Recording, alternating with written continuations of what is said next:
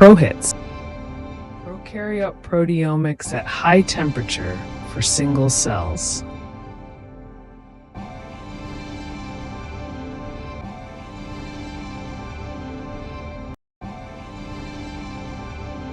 Can you briefly introduce yourself? I am Alexandre Bouillon and I am DC1 in the ProHits project.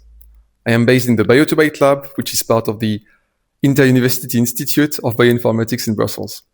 As you might have guessed from the name, I'm located in Brussels, capital of Belgium. I have a master's in computational biology from EPFL, where I developed my skill set in machine learning and AI applied to solve various biological questions. Furthermore, I did multiple projects ranging from data analysis and computer vision to modelization and simulation of different biological systems. Apart from research, I am passionate about entomology, as well as hiking and climbing, video games, and games in general. Could you introduce your project and explain your role within the ProHits framework? In my project, I am studying what makes thermophiles so resilient to temperature at the level of their proteins. To do so, I am going to source protein data from online databases, as well as experimental data that will be generated during the whole project. With all of this data, I will be able to create machine learning models to predict important protein properties, such as protein stability or catalytic rates in a cellular environment that is subject to high temperature. Hopefully, this computational approach will help us make new discoveries, as well as better understanding how life can sustain under these extreme conditions. How does your project connect with the work of other DCs? Although I am DC1, I am not at the forefront of the experimental work and data analysis work that will take place during the project. Fortunately, I have valuable colleagues, PhD students like me, that will ensure that we learn a ton about thermophiles. Some of them, like DC6 and 7, are experts in mass spectrometry, and they will measure protein stability with thermal proteome profiling. That will generate the raw data that I will use to train my models. But as the name suggests, this data needs to be cleaned up before diving deeper. That's where DC3 and 4 will play a key role, because they will process the data to make it available to the broader scientific community and me, and identify key trends among protein. But that's not all.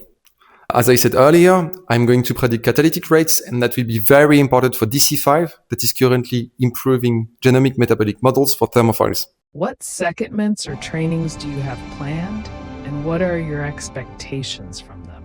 During my PhD, I and the other doctoral candidates will have various trainings that are custom-made for ProHits. They encompass topics like thermophiles biology, as well as data and project management. I also have some freedom in choosing other trainings that will fit my specific needs. For example, I'll plan to take on courses on processing large amounts of data, as well as learning how to manage databases. I only have one secondment that is planned in Vienna, where I will join forces with DC5 to push the limits of genomic metabolic models for thermophiles.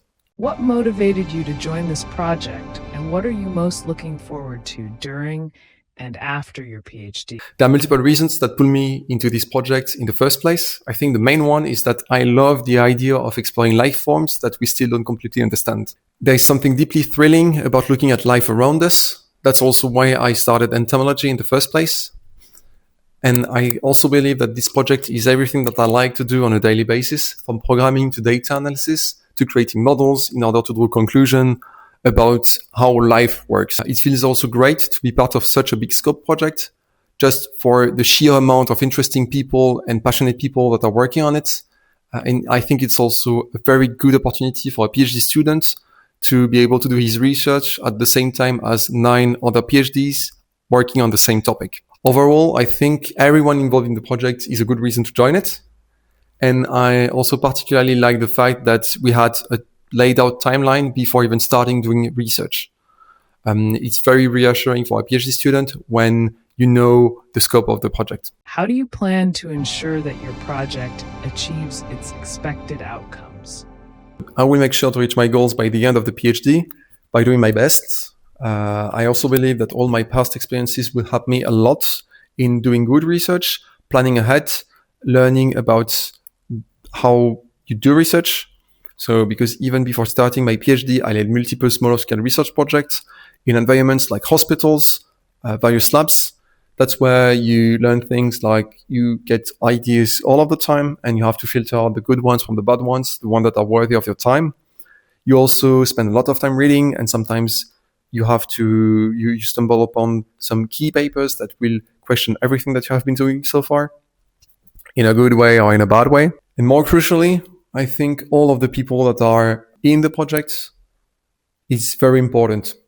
So what I mean is poets regroup many people that are very knowledgeable, that are very competent, and that are here to advise us and make sure that we stay aligned with the long-term goals of the Poets project.